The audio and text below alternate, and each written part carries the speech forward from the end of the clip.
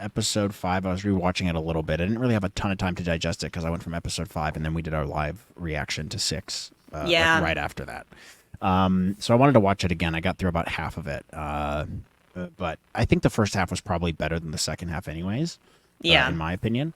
So general thoughts. Episode 5, obviously. What is it called? Shadow Shadow Warrior. Yes. Cool episode. I mean, Hayden's back, and that's obviously the highlight of that episode. I mean, it was Yeah. awesome. And I think there's a couple really distinctive things that stood out to me with that. I think the main points being, and I don't want to dwell on this for too long because I'm sure it's been said ad nauseum at this point, but he's Yeah. awesome. He's back and better than ever. The de-aging they did looks fantastic. He looks just like Anakin from Yeah. Revenge of the Sith, which is amazing. His choreography, the fight choreography in this was the best it's been in a long time. Like, this is some of the best Star Wars lightsaber choreography we've seen, and it shows through. And I think that's because he was trained by the guy who did all the prequel stuff. I forget his name, Nick something. Nick Gillard. Yep, Nick Gillard, and he's still got it, dude. Like, I'm impressed with his athletic ability. Even Rosario Dawson's choreography was good too. There was a couple sick moments of like obviously his signature move. And then we did a thing where he does that and he goes, "Whew," and I loved that. I thought that was awesome.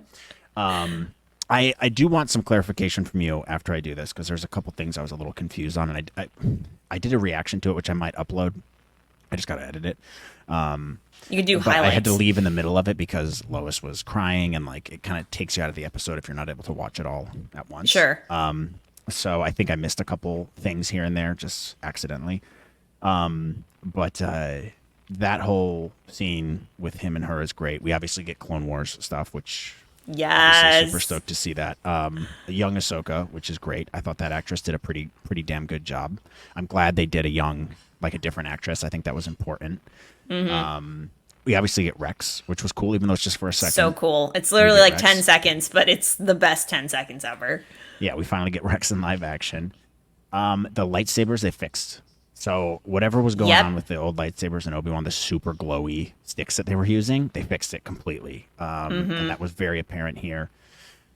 The cinematography was great in this, and especially in the Clone Wars scenes and in the World Between Worlds. Yep. What else? The what's the word I'm looking? Oh, the effects, like the graphics and stuff, like in the World Between Worlds, I thought Yeah. was really cool. I could have done without some of those, as much of the Hera scenes being a bad mom with her son. Yeah, Jason they with the went Z. on a little too long. We didn't need as much. They could have cut out a lot of that. Yeah. I would have just liked more of the Anakin stuff. I don't think they fleshed out the lesson stuff enough. I kind of get what they Agree. were trying to do there, but I think they could have spent more time in that. And the shots between Anakin and like Vader were super cool, like really well done there. That was super hype. And overall, I thought it was one of the strongest episodes of this season. We get Ahsoka becoming Ahsoka the White now, the Yep. Gandalf-y She got stuff. baptized. Yeah, she got baptized. They rescue her, obviously. Carson Teva is apparently the only wing pilot in the whole The galaxy. only guy in the Republic. Yeah. And then we get the big space whales. It's very reminiscent of Star Trek. Some Star Trek vibes in here when like the New Republic fleet comes in and they're in like Star Command. Like Yeah, I thought it looks was like a super Star Trek. weird. Yeah. I thought it was super weird how Spock was, hanging out with the Purrgil and Captain Kirk was freaking out. Yeah. Yeah. And then they just go in its mouth and the Purrgil have little like hyperdrives in their butts, which I think is hilarious. But I guess, yeah, those are my overall thoughts. I thought it was very strong, very fan service, but I'm never going to complain about that. Like it was just dope. I thought the direction was very good too. There was just some things I think, to keep that hype level high, I think they could have kept more of the Anakin stuff. And I know they shot more. They had to have shot more. And maybe they're going to include it in another episodes. But the dialogue I thought was pretty Star Warsy. Yeah. It's just good to see Anakin and Ahsoka interfacing with each other once again. So overall, very strong episode in my opinion. One of the best of the season thus far. The show's really catching its stride at that point with this episode. Yeah. The one thing I had a question about, and then we can jump into episode 6 breakdown. Is, Sure. So what was the overall theme of that whole training stuff with Anakin and Ahsoka? Because like I said, I was kind of back and forth with my baby, my daughter, which is a weird thing to say. So I think I didn't get as much of a fluid view of that, and I was just kind of like, was that confusing to you too, or was it pretty clear as to like what he was trying to do? And then he obviously turns on her for a little bit with the Vader blade, you know. And he was obviously trying to teach her some kind of lesson, and I guess I just kind of missed that. I think the general premise of the lesson is he was trying to get her to realize life is hard, but you need to fight back.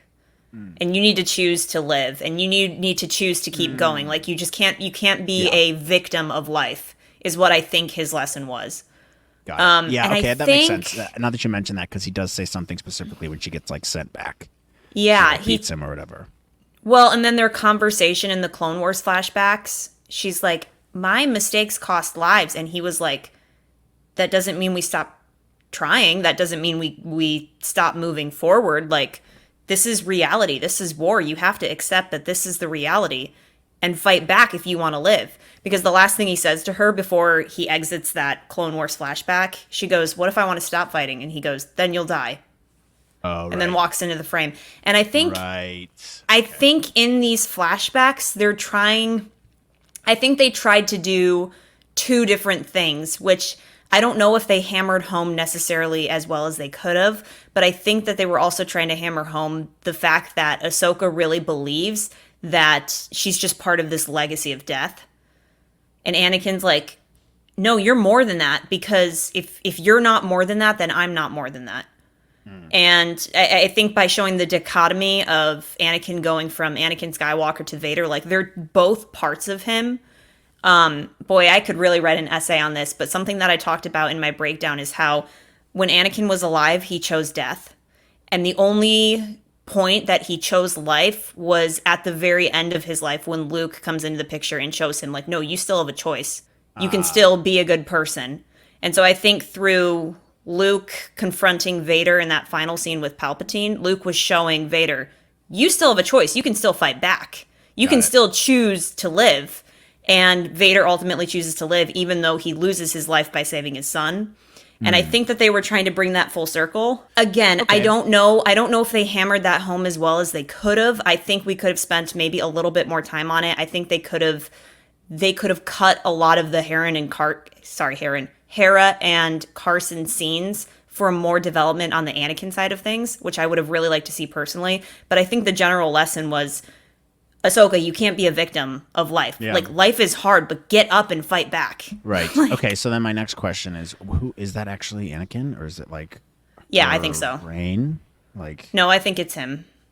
Okay. I don't think she conjured this up. You know that stupid scene in The Rise of Skywalker where Ben Solo or Kylo Ren like forgives himself by conjuring up this vision of Han? Even though Han can't be a Force. It's like such a weird scene. I don't think that's what Ahsoka was doing here. I think she legitimately saw him. I think that was him. Because at the end, he has that smile at her and he goes, "There's hope for you yet," which was kind of his way of being like, "Oh, now you're getting it." Yeah.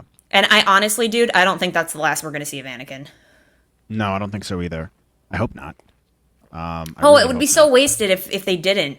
Because it really feels like they touched on something super great there, and I wish we could hash it out a little bit more. Again, I don't think they gave it the depth that it really, really needed. I really appreciate like the message that they were trying to portray there, but I don't know if they hammered it home as strongly as they could have.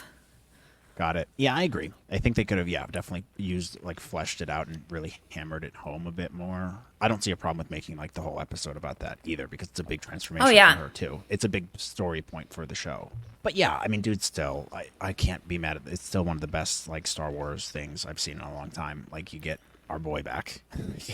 Dude, I honestly think that's that. Like Hayden, I think that was his best performance as Anakin. Like, I think he's had really some good, I think he has really good moments in Revenge of the Sith, but I think in this episode it might contain some of his best performances. And it's just a side of him we Skywalker. haven't seen before too, which was cool. But yeah, I mean, look, overall, great.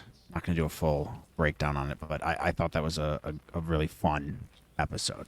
Like, this is why I watch Star Wars. Like, this is why you tune in. It's like just fun stuff like this.